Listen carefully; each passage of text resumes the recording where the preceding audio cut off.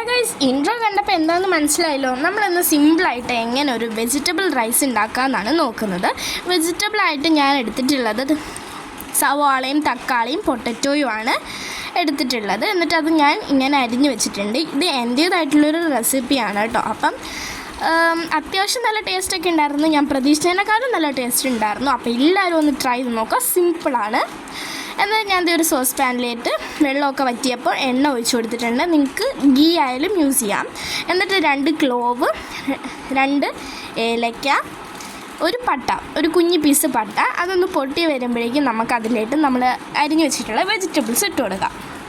എന്നിട്ട് അതൊന്ന് വഴണ്ട് വരുന്നവരെ മിക്സ് ചെയ്തിട്ട് എടുക്കാം. ഇപ്പോൾ ഇത് വഴണ്ട് വന്നിട്ടുണ്ട്.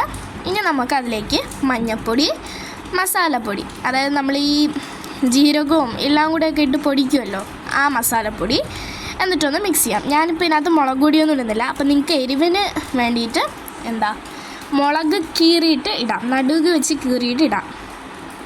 എന്നിട്ട് ഇത് ഞാൻ കഴുകി വെച്ചിരിക്കുന്ന അരി ഇട്ട് കൊടുക്കുന്നുണ്ട്.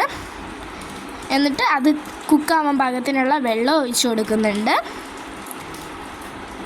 എന്നിട്ട് ഇത് ഞാൻ ഉപ്പാണ് ഇടുന്നത്.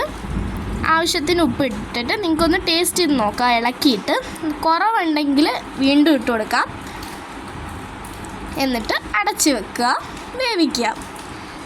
പിന്നെ ഞാൻ അതിൻ്റെ ഇടയ്ക്ക് പപ്പടമൊക്കെ പൊരിച്ചിട്ടുണ്ട്. പിന്നെ എനിക്ക് വിശപ്പ് സഹിക്കാൻ പറ്റാതിട്ട് ഞാൻ ആ ചോറും അച്ചാറും പപ്പടവും കൂടെ കൂടി തിന്നു.